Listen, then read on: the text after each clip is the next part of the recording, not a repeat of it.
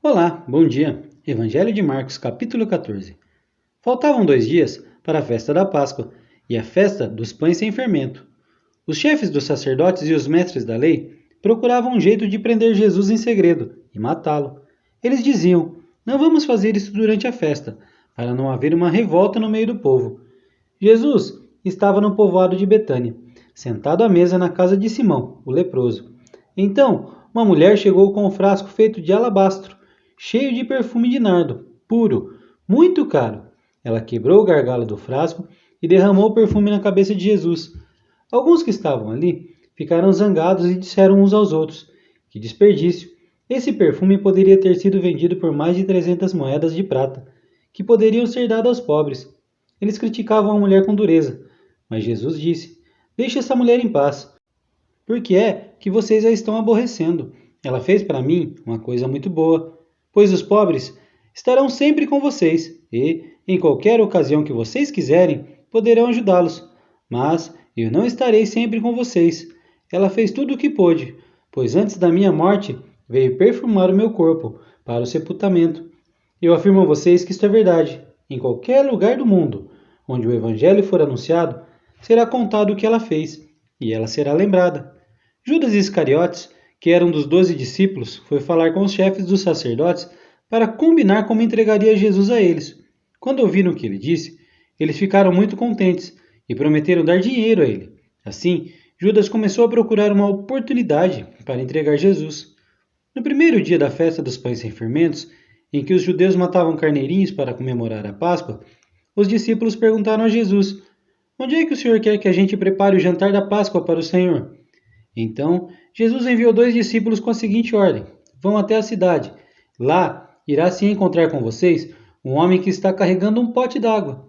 Vão atrás deste homem e digam ao dono da casa em que ele entrar que o mestre manda perguntar onde fica a sala em que eu e os meus discípulos vamos comer o jantar da Páscoa. Então, ele mostrará a vocês, no andar de cima, uma sala grande, mobiliada e arrumada para o jantar. Preparem ali tudo para nós. Os discípulos foram até a cidade e encontraram tudo como Jesus tinha dito. Então, prepararam o jantar da Páscoa. Quando anoiteceu, Jesus chegou com os 12 discípulos. Enquanto estavam na mesa, no meio do jantar, ele disse: Eu afirmo a vocês que isto é verdade. Um de vocês que está comendo comigo vai me trair. Eles ficaram tristes. Um por um, começaram a perguntar: O senhor não está achando que sou eu, está? Jesus respondeu: É um de vocês.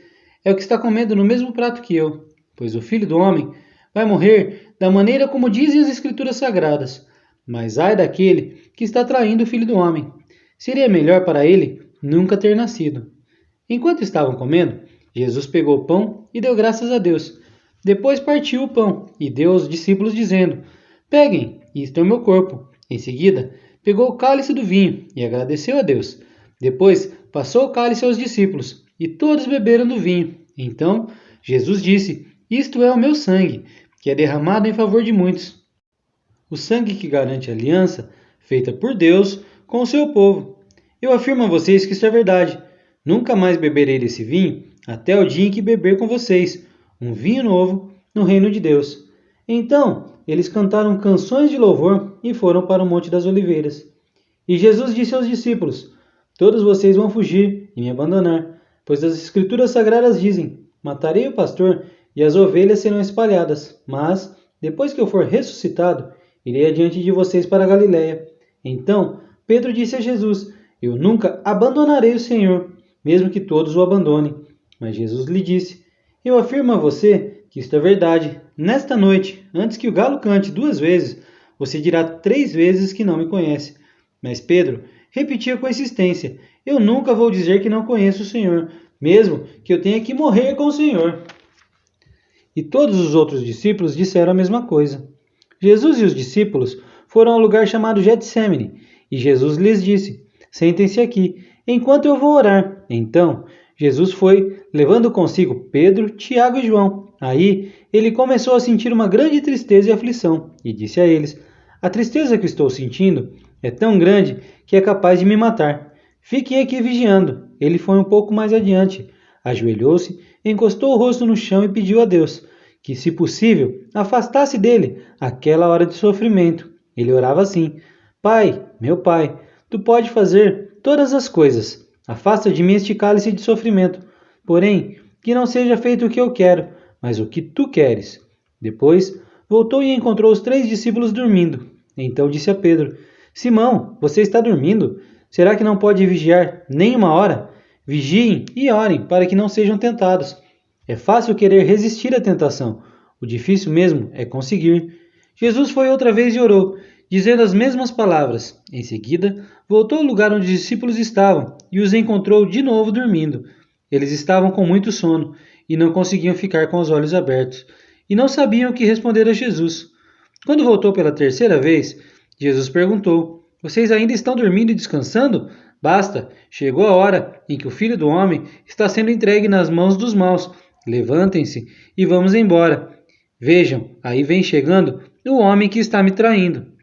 Jesus ainda estava falando, quando chegou Judas, um dos 12 discípulos. Vinha com ele uma grande multidão armada com espadas e porretes, que tinham sido mandada pelos chefes dos sacerdotes, pelos mestres da lei e pelos líderes judeus. O traidor tinha combinado com eles um sinal. Ele tinha dito: Prendam e levem bem seguro o homem que o beijar, pois é ele. Logo que chegou perto de Jesus, Judas disse: Mestre, e o beijou. Então eles pegaram Jesus e o prenderam. Mas um dos que estavam com ele tirou a espada, atacou um empregado do grande sacerdote e cortou uma orelha dele. Então Jesus disse para aquela gente: Vocês vêm com espadas e porretes para me prenderem, como se eu fosse um bandido. Eu estava com vocês todos os dias ensinando no pátio do templo, e vocês não me prenderam, mas isso está acontecendo para se cumprir o que as Escrituras Sagradas dizem. Então todos os discípulos abandonaram Jesus e fugiram. Um jovem enrolado no lençol seguia Jesus. Alguns tentaram prendê-lo, mas ele largou o lençol e fugiu nu. Em seguida, levaram Jesus até a casa do grande sacerdote, onde estavam reunidos os chefes dos sacerdotes, alguns líderes dos judeus e alguns mestres da lei. Pedro seguiu Jesus de longe e entrou no pátio da casa do grande sacerdote. Ele sentou-se perto do fogo com os guardas para se esquentar. Os chefes dos sacerdotes e todo o conselho superior estavam procurando encontrar alguma acusação contra Jesus, a fim de o condenarem à morte, mas não conseguiram nenhuma. Muitos diziam mentiras contra eles, mas suas histórias não combinavam umas com as outras. Alguns se levantaram e acusaram Jesus com mentiras.